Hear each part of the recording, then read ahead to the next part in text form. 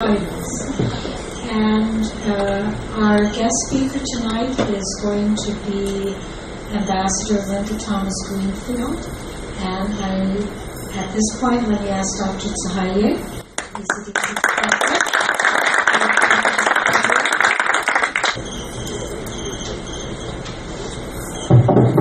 Good evening. Can you hear me at the back? Yes. Good. Well, I want to welcome you to this annual event.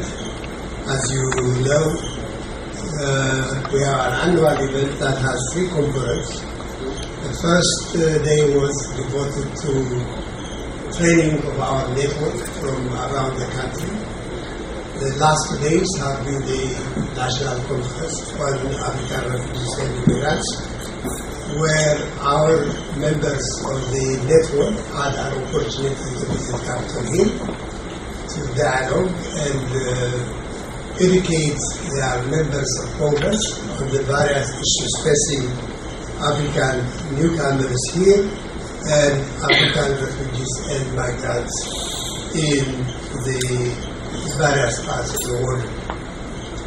Today we had an occasion to take some of the leadership to the White House, where we met with the National Security Staff and also members from the various federal agencies, including Homeland Security, Department of Education, Department of Health and Human Services, the Small Business Administration, and Department of Labor.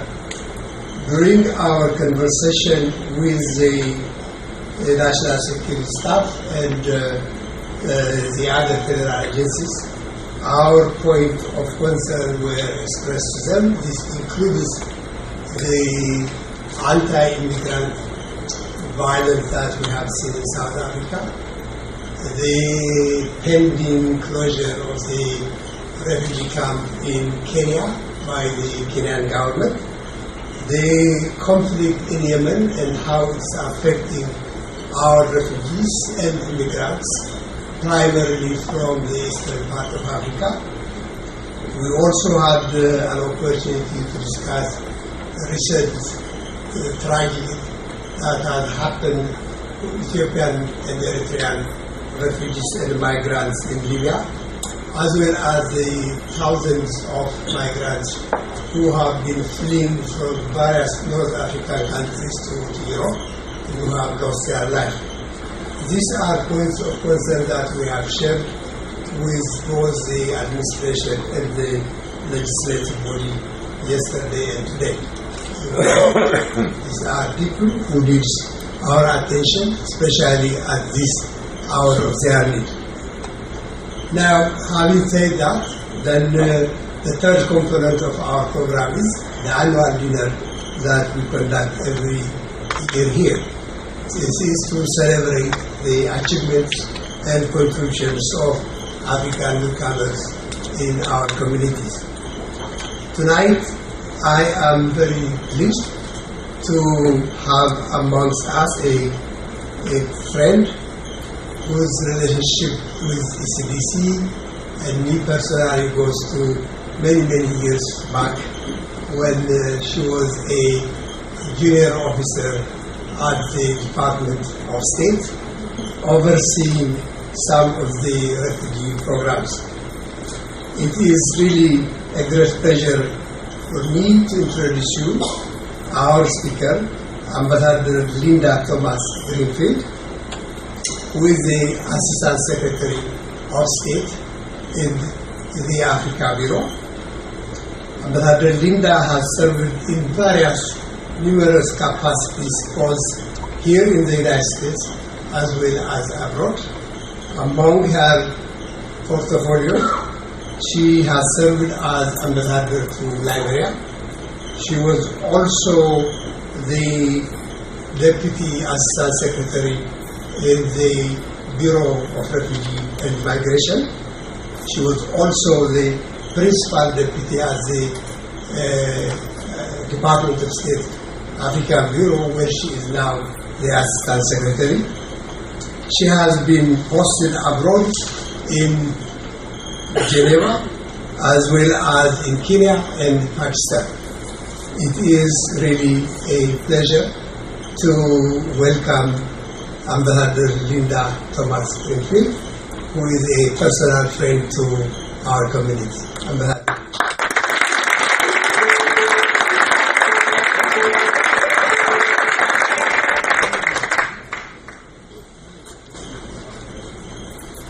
Thank you, Sahai, and I really feel like I'm back at home. I've moved on, but I see so many friends here who I have met over the years since I started working on refugee issues. So I really do feel like I have come back home. So thank you very much for inviting me here tonight. I have to tell you that I just got off a plane this morning from India. And you probably ask, what does India have to do with Africa? We actually had a strategic dialogue with the Indians, led by our Undersecretary Wendy Sherman. And one of the things they wanted to talk about was Africa. So I flew to India on Monday night, got there Tuesday night, had meetings all day on Wednesday, got back on the plane Wednesday night, and arrived back this morning. And part of the reason I did that is Sahai, because I had committed last year that I would speak, and Secretary Kerry decided to go to Africa. And when your secretary is going to your region, you can't not go. And at the last minute, I had to cancel out. Well, guess what? The secretary is going to Africa again. And I was praying that it wouldn't be on the 30th. He actually gets there on Sunday. So I get back on the plane tomorrow at 3 o'clock. To go to Kenya, so that I'm in Kenya on Sunday when Secretary Kerry arrives. So I apologize in advance if I put you to sleep as I'm falling asleep. But I'll try my best to keep you interested. I am really here because of ECDC and the great work that you and all the organizations represented here tonight are doing as you work on behalf of refugees from across Africa and other regions of the world. And this is work that contributes to our broader goals, our mission on the continent of Africa. Helping refugees and international migrants is a duty we take very seriously in the State Department. And while PRM, the Bureau of Population, Refugees, and Migration, which I also consider to be my home in the State Department, has the primary responsibility for dealing with refugees, the Bureau for African Affairs also is very well connected and very committed to supporting the efforts that PRM puts forth in supporting refugees.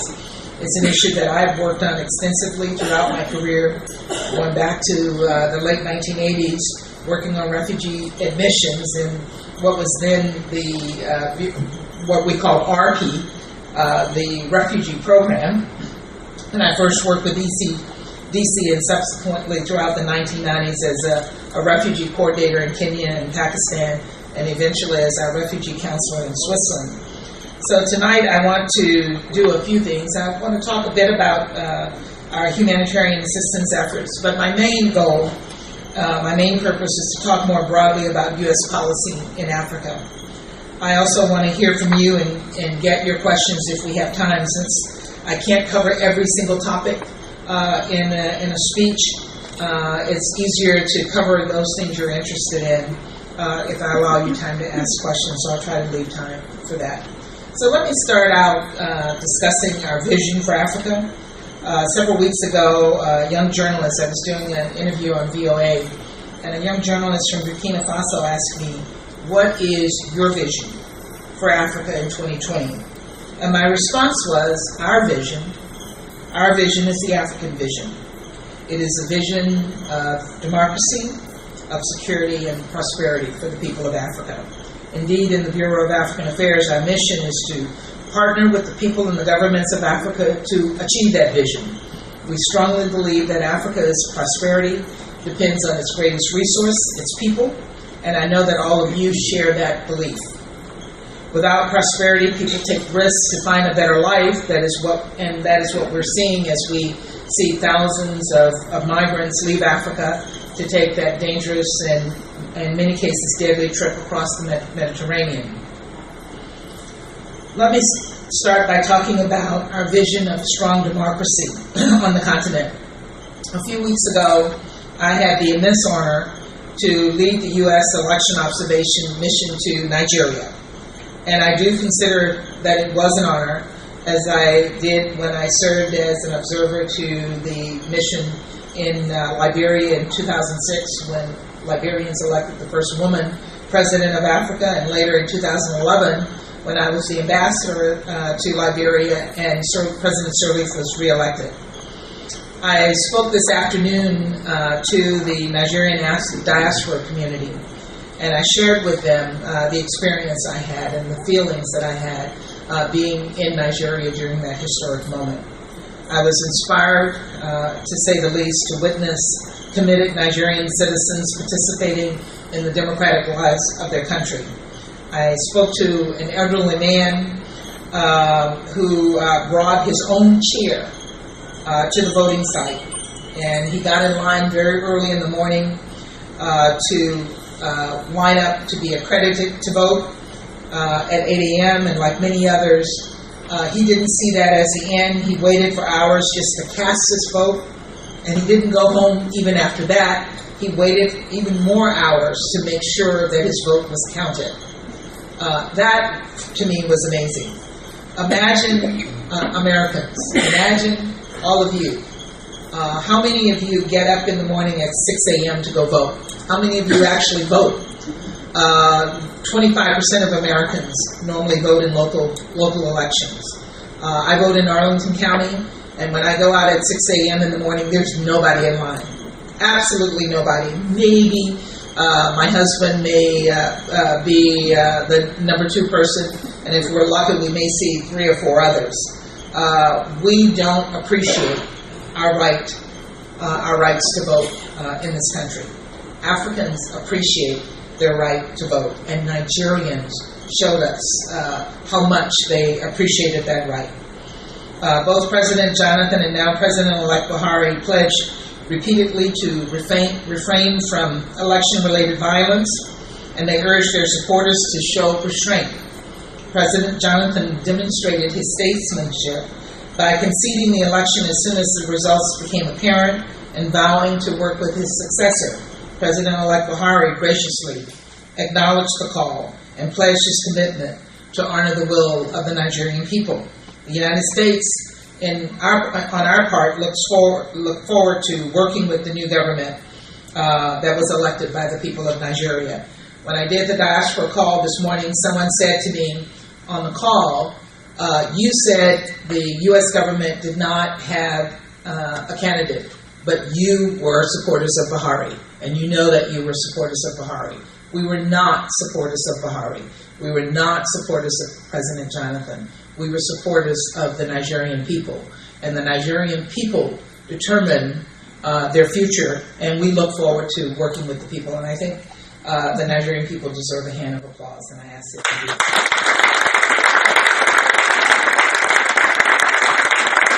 With its size and economic role on the continent, the stakes for this election could not have been higher for Nigeria and for the world. Africa's largest country truly demonstrated that it is Africa's largest democracy. Nigeria's democracy today is stronger than it was before this election, and we know that it will continue to get stronger. And we've also seen peaceful elections in other countries in Africa, in Mozambique, in Lesotho, in Namibia, and in Zambia.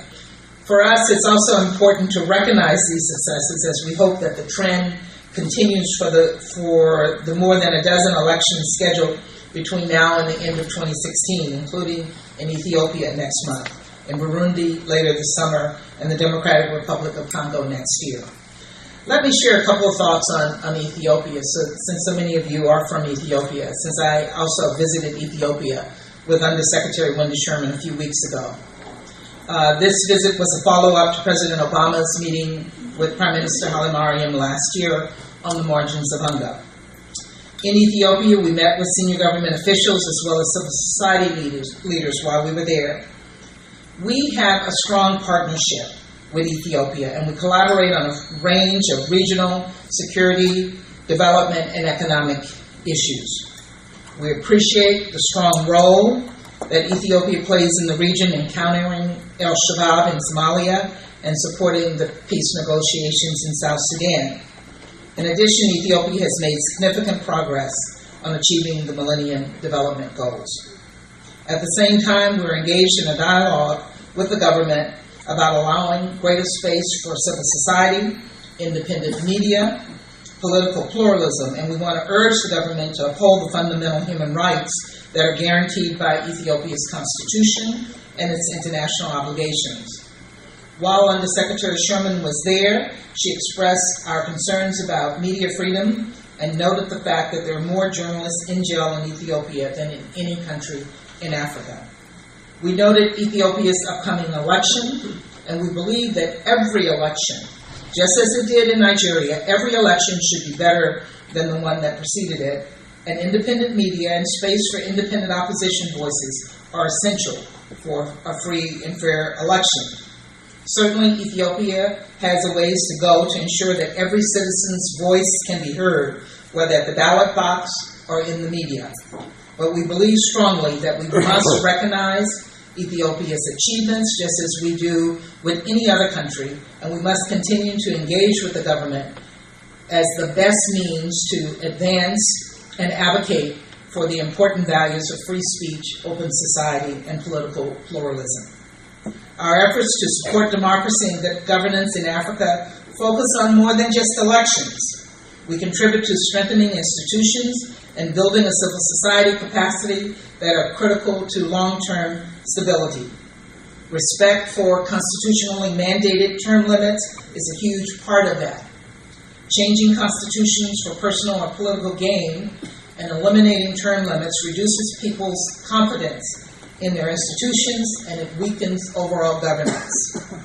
And when leaders try to change the Constitution to adjust or eliminate term limits, we're seeing citizens rise up to protest. We saw that in Burkina Faso when protests against President Compaore's attempt to change term limits ultimately caused him to resign. We're seeing that debate taking place in a number of countries where term limits limited leaders are reaching the end of their elected mandates.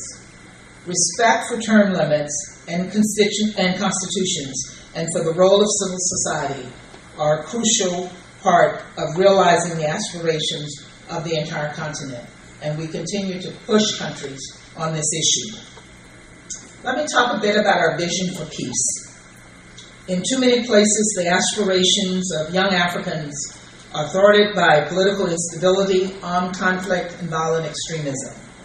The al-Shabaab attack last month on Garissa University College of Kenya is a recent example of the horrific brutality of violent extremism. At least 147 university students and security forces were attacked and killed. So many of these were young people pursuing an education in hopes of contributing to their communities and their countries in the future. Kenya and the United States have been partners for more than 50 years. We've been working together with the Kenyan government to provide a wide range of security assistance. This includes essential advice, includes training and equipment to Kenya's military and law enforcement units working to degrade al-Shabaab's operatives and refute its ideology. The United States emphasizes the need to respect human rights and rule of law in all of its security assistance programs and in all of its engagements with the Kenyan government. And we've stressed the importance of refugee protection as Kenya hosts more than 300,000 refugees. Many of those refugees have been supported by ECDC in coming to the United States. Kenya remains a key partner in countering terrorism, and as the President said after the attacks in Garissa, and I quote, "We will stand hand in hand with the Kenyan government and people against the scourge of terrorism and in their efforts to bring communities together," unquote. Northern Nigeria and its neighbors, including Chad, Niger, and Cameroon, are also facing a deadly threat with Boko Haram. Al-Qaeda in the Maghreb continues to be active in the Sahel. And let me be clear, this violence is not just occurring in Africa. It is happening all around the world. Violent extremist threats can come from a range of groups and individuals, including domestic terrorists and homegrown extremists in the United States, as well as global terrorist groups like Al-Qaeda and ISIL. In the African context, we know that achieving our shared peace and security goals depends on cooperating with and strengthening our partners' security institutions. And you may ask, what are we doing to support Africa's efforts against terrorism? Last August, during the historic U.S.-Africa Leaders Summit, President Obama launched two very important initiatives on this front. The first, the Security Governance Initiative, SGI.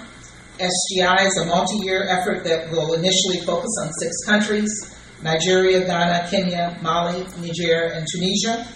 The initiative emerged out of consultations with our African partners who said they wanted a more strategic and sustained approach to security sector reform efforts. The second was the African Peacekeeping Rapid Response Partnership, or what we normally refer to as APREP. Our peacekeeping assistance programs like the African Contingency Operations Training and Assistance Program, and now APREP, are also critical to our ability to address both current and future conflicts on the continent. Through APREP, the United States will work to build the capacity of security forces to deploy rapidly in emerging African crises. I must stress, however, that security agencies alone cannot resolve conflict and fight transnational challenges like violent extremism. Governments must also partner with civil society, with communities at risk, with non-governmental organizations to work together to discredit violent extremist messages, discourage recruitment, and provide sound alternatives, and to address the root causes of discontent among vulnerable youth.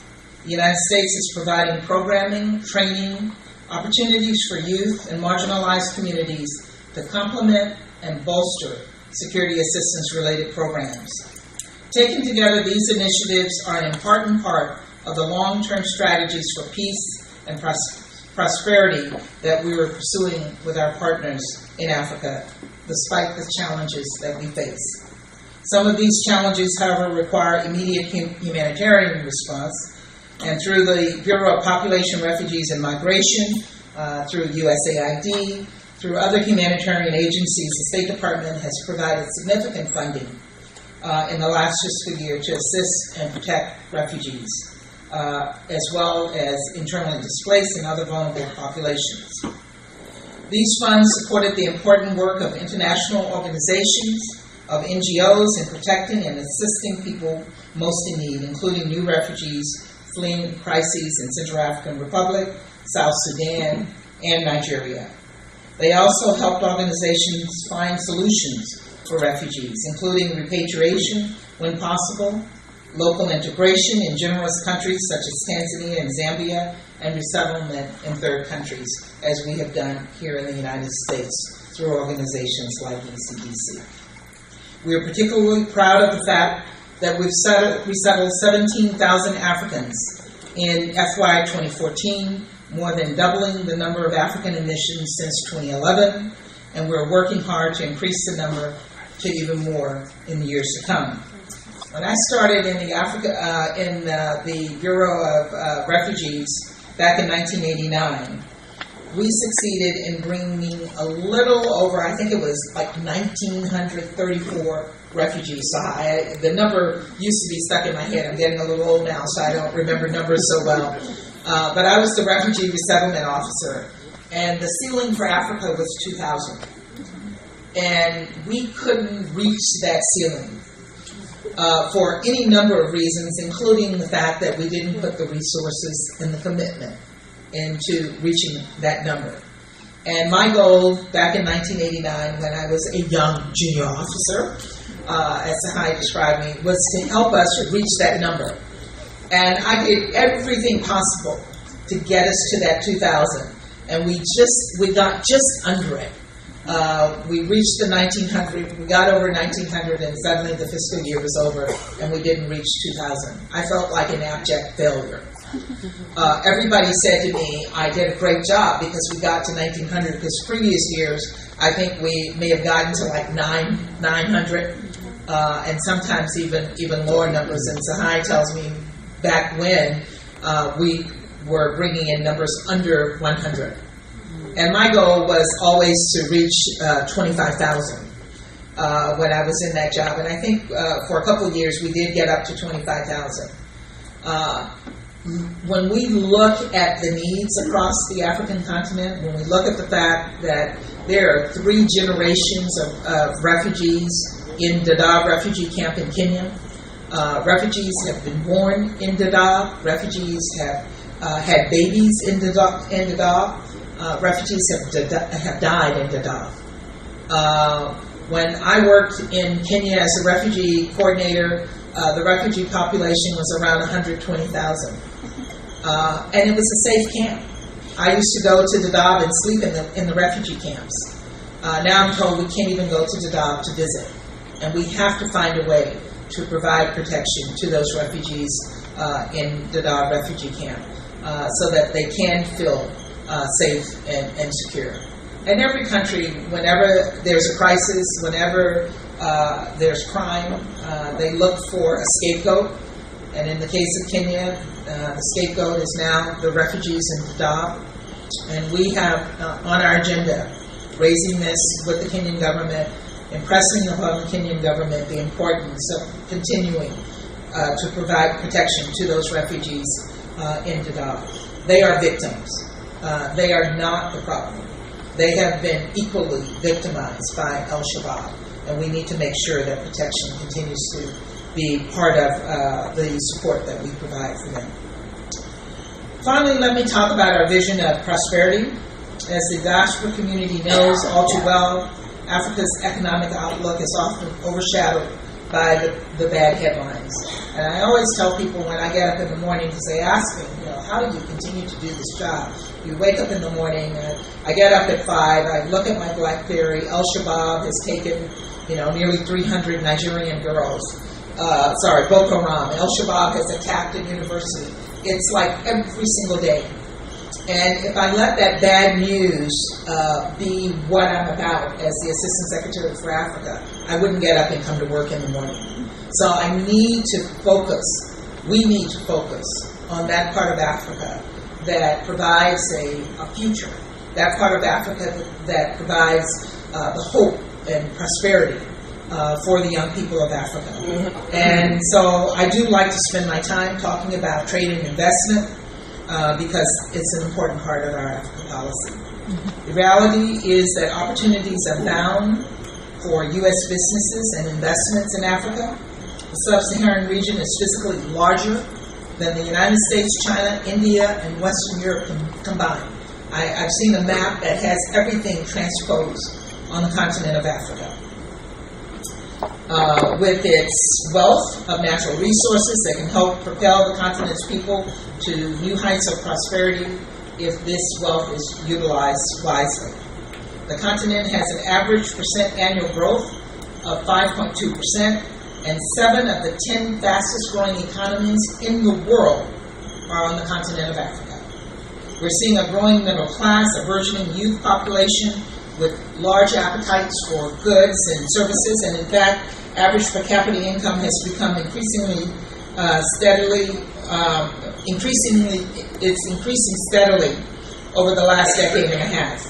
Sectors like manufacturing, energy, and retail are all expanding, as are construction and telecommunications markets. For many African leaders, the Business Forum was the highlight of their visit to Washington last summer during the Africa Leaders Summit. The Leaders Summit yielded $33 billion in new trade and investment commitments from U.S. companies, in Africa. President Obama also announced $7 billion in new financing to promote U.S. exports to and investments in Africa under the Doing Business in Africa campaign. Expanded access to electricity is crucial to this business development and growth, and that's why President Obama announced the tripling of our Power Africa goal to create 30,000 megawatts of clean energy and to power at least 60 million households and business connections in Africa.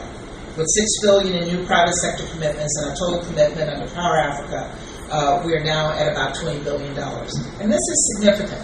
Power in Africa is extraordinarily significant. all of you have flown across Europe into the continent of Africa, and you see the lights as you're flying from Europe, and suddenly you cross over the Mediterranean, and it's dark. You see dots of electricity, but you don't see power on the continent of Africa. Power is what is going to generate prosperity on the continent of Africa. If young people do not have electricity in their schools, they cannot study. If hospitals do not have electricity, people cannot get adequate health care. If businesses do not have electricity, they will not prosper. Electricity is the key to Africa's future. We're also hard at work at renewing the Africa Growth and Opportunity Act, known as AGOA. When the U.S. Congress passed AGOA 15 years ago, it was a watershed moment in our relations with Africa. And today, it remains the foundation of our trade relations. Many of you in the advocacy community are working to make sure that AGOA is reauthorized in a timely fashion, and I thank you very much for that. It is hopeful that we'll get AGOA renewed over the next couple of weeks, and I encourage you to continue to engage with your members of Congress to encourage the passing of this legislation sooner rather than later. And then finally, we're looking forward to July of 2015, when the Global Entrepreneurship Summit will take place in Kenya. This event will bring entrepreneurs from all over the world, but of course, it will feature a very special participant. As many of you know, President Obama just announced that he will visit Kenya in conjunction with the GES. And before that, as I mentioned earlier, next week, Secretary Kerry will head to Nairobi and Djibouti, and we're excited about both of these stops, but in particular about Djibouti, where he will be the first sitting Secretary of State to visit that country ever. Finally, let me end on a positive note. One of the great programs that we had last summer when we brought the African leaders in was a program called YALI, the Young African Leaders Initiative. We brought 500 of the most extraordinary young Africans to the United States to participate in a 6-week educational program. They applied for this. It was extraordinarily competitive. We had 50,000 applicants from across Africa who completed the application process. We only chose 500. They went to 20 universities across the U.S. where they studied leadership in entrepreneurship, in public service, and in civil society. And then they came to Washington for a 1-week summit in which they met leaders across the Washington area, including President Obama. We see this program as being a legacy for us in Africa, because it is these young people, these extraordinarily smart, creative, ambitious young people who will be the leaders in the future on the African continent. And when I travel, I try to meet with all the YALI fellows. I encourage all of our ambassadors to do it. I encourage any of our people who are visiting Africa to meet with these young people, because every single one of them will be a leader in whatever it is they choose to pursue. And we have to support them, we have to mentor them, and we have to support them. The next group of young African leaders are, I think, on their way right now. I think they come into the United States around the end of May for a new six-week program. And then next year we were able to get funding to bring in 1,000, and 1,000 in 2017. And this is just a drop in the bucket. Africa is one of the youngest continents in the world. 60%, maybe 70 or 75%, I get my numbers mixed up, are 25 and under. These are young people who need to be vested in the futures of their country. These are young people who have to be mentored, they have to be trained, they have to be prepared for the future. Otherwise, they will join Al-Shabaab, they will join Boko Haram, they will get on planes from the United States and everywhere and join ISIL and become a problem. So we have to invest in them if we want to ensure Africa's prosperity in the future. Let me conclude by again thanking Sahai, thanking all of you, thanking ECDC, its affiliates, for the work that you do to welcome and support refugees from around the world. Many of you as members of the diaspora and many of you actually, have come to the United States as refugees. But you embody the strong ties between the United States and the people and nations of Africa. Through remittances and support for projects, you're also a major source for assistance on the continent. So I thank all of you in supporting the people of Africa and advocating for the continent of Africa and for everything you do for Africa's future. Thank you very much.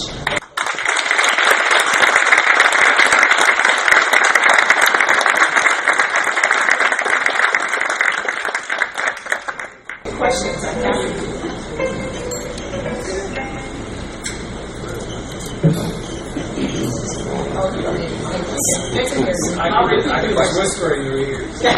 I thank you for your service, really. I have a two-part question. One, you talked about your vision 2020 Africa. Before President Obama leaves the office, is there a plan for him to visit Ethiopia? Because the last time AU celebrated the 50th anniversary, I was really disappointed, very disappointed. Not only that, Ethiopia is a very historical country. Ethiopia was a country that was never colonized, supported every African freedom movement. It's a very significant gesture, really. So I think I'm asking this question on behalf of Ethiopians. We were really puzzled. I just heard that he's going to Kenya, but is he planning on visiting Ethiopia? Former President Bush has visited, Africa, Ethiopia a dozen times. So that's one question. The other one is, as someone who's in charge of Africa, are you worried that the Chinese are dominating Africa? We have not seen enough effort from the United States in terms of capacity building. We have to graduate from development aid to capacity building. So these are the things that I would like for you to address. Thank you.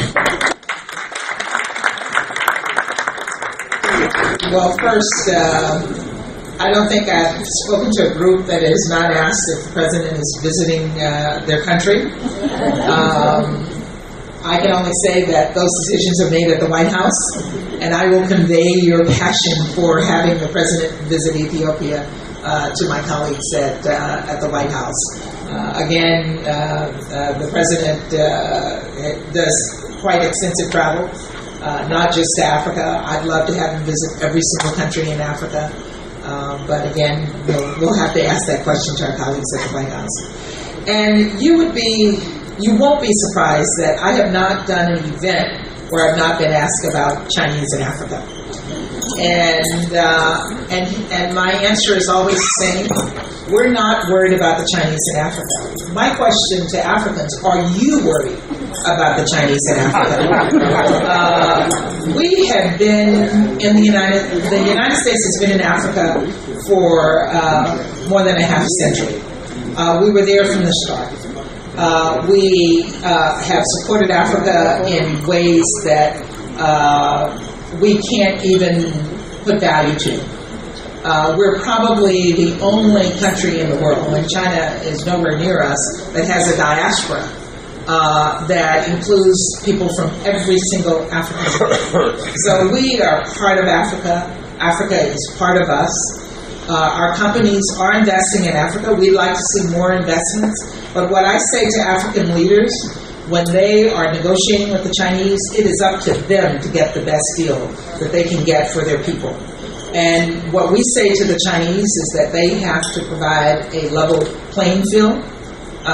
Their companies cannot be paying bribes because our companies cannot pay bribes. We hold our companies accountable. I've told the Nigerians that the only people who go to jail for corruption in Nigeria, in the United States, are Americans. So a level playing field is an important part of getting American companies to invest in the same way that the Chinese are investing.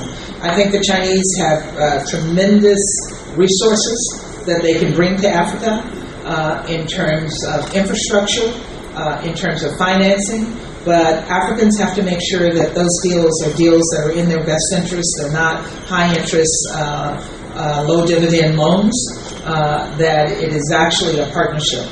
We see Africa as a partner. We're moving more and more away from development assistance to partnering with Africans and partnering with companies to invest in Africa. Trade Africa is not about it's not about bringing in U.S. Development assistance. It's about supporting the capacity of Africans to trade with each other and also do more in terms of trade with the United States.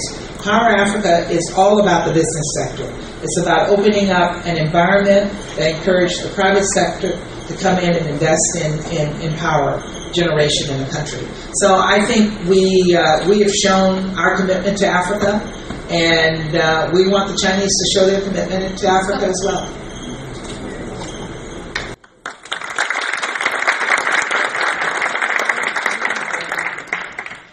Is there any one worthy question? Well, I think people are... No follow-up. We'll talk later. I think people are hungry. So. They're hungry. So am I.